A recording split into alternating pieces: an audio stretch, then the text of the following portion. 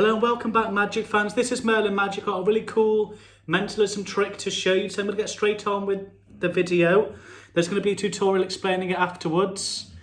And I haven't got a spectator. Well, I was going to ask my dog, but as you can see, she's asleep at the moment, so I'll just not disturb her and get on with the trick. If the trick looks really amazing, you never know, she might wake up. So I'm just going to angle you down to see where the magic's going to take place. So this mentalism trick here involves a deck, any deck of cards. I'm using my fire deck here, and also a die, which if you haven't got access to that, then you can just count or use the numbers 1 to 6. I'm going to use the dice just to show that the probability is fair. So if you're with me today, guys, it's been a bit wet where I've been, so what I'm going to get you to do is to shuffle the cards. Like so. Give them a nice shuffle so you know that there's no pre-arrangements. Give it a few cuts if you want. If your Nana was here and she wanted to cut the card, she could. Like I said, it's a totally random selection here. So I can see, just so you can see, I do not know these top cards. That's them top cards. Cut them now. There's something different. So give them one more shuffle just so you know that it's not pre-arranged.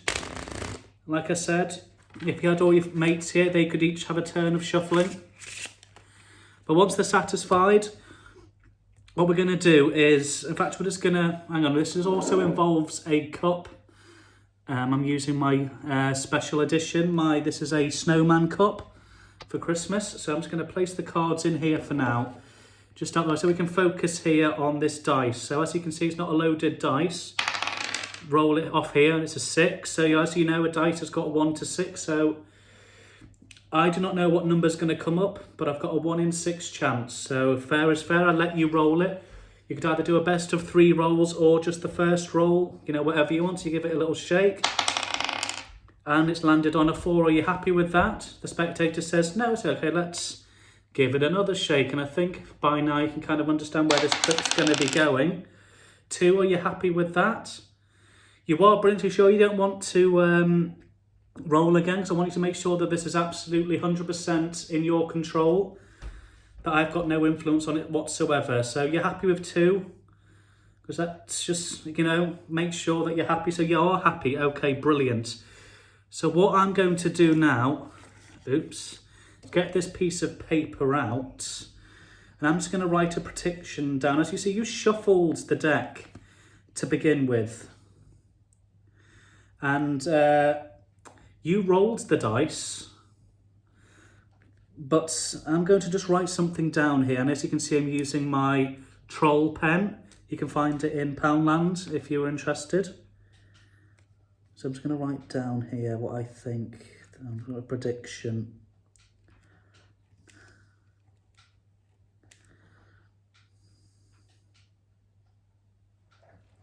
Yeah, I'm pretty happy with that. Okay, I'm going to leave it in view here, so it's not going to be altered. I'm just going to take the cards here. And if you were here, I'll tell you just to count down. As you can see, we'll take this number 2. Obviously, you probably knew where this was going. We're going to count down 2 cards and see what we land on. Just to let you know, guys, if you'd counted down another 2 cards, your original selection was 4. So that would be another 2 cards. It would actually be this here, the 6 of spades. That's what your prediction would have been, but no, you wanted to roll again. And you landed on the 6 of clubs. And as you see here, if you'd chosen the first card, it would have been an ace of spades. So as you can see, they're all different. But I managed to know that you were going to, hope the camera picks up, that you were going to land on the 6 of clubs. When you shuffled the deck to begin with, you also rolled the dice as many times as you felt necessary to land on a random number. Yet still, I knew that you were going to land on the 6 of clubs. So that's the trick. If you want to know how it's done, let's bang on with the tutorial. And just as we go into the tutorial, if you are new here to the Magic family, just would you please leave a like and also subscribe if you haven't done already, to keep up to date with all my future Magic content, or check out any of my other amazing Magic videos I've done. So this trick might look mind-blowing, and as you can see, that my dog is still asleep, so it didn't impress her too much. But it takes a little bit of a setup to manage to master this amazing effect. I used a cup. I'll let you in on a secret in a minute as to why I used a cup. You don't have to, but I just think it works better. But there's a few variations. So what you do first is you have to memorize 6 cards. And if you're new to Magic, like a lot of you are, and you think, there's no way I can't even remember more than 1 card. I've got a simple little way of you being able to memorize up to 6, well, I say up to, but over 6 cards. You know, you'll need to know 6 cards, obviously, because there's 6 sides of a dice. So there's 6 cards involved. So what I've done, I've ordered them, as you can see here. So Ace of Spades is the top, because that's a very easy card to remember. Ace of Hearts is the 6th card down, so that's the bottom card. That's if they rolled a 6, I'll be writing down Ace of Hearts. And in between the 2 aces, I've got a 4 of a kind, which is a poker term. If you're unfamiliar, basically it's 4 of the same cards. So a 6 in a club, a diamond, a heart, and a spade. You can pick whatever 4 of a kind you want, because there's a little word which is going to help you remember the order of the cards. So if you remember chased, which is clubs, hearts, spades, diamonds, and that's the order you put your 4 of a kind in. So as you can see, here's the camera. You order it clubs, hearts, spades, diamonds. Then you place an ace on the top and on the bottom. So in this case, I normally put the spades on top because it's quite a easy card to remember. And obviously the Ace of Hearts, again, is easy for me to remember. If you've got cards that have, meaning to you, or you can remember them easy, you choose them as your bottom and top card.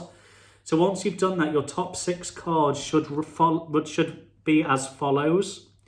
Ace of Spades, then you've got your 4 of a kind in clubs, hearts, spades, diamonds. Then you've got the Ace of Hearts on bottom.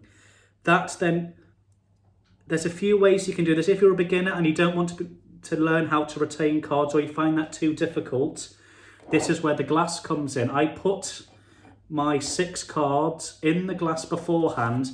Then obviously you saw me write down my prediction on a piece of paper. The reason I use a piece of paper is I put that in there to begin with. And with this, look, as you can see here on camera, it now looks like I've only got a piece of paper in the glass, when actually I'm hiding the 6 cards behind the paper. So no matter how many times the spectator shuffles, whether they throw them up in the air and they collect them all again, it will not matter, because that will not disturb the 6 cards behind the paper.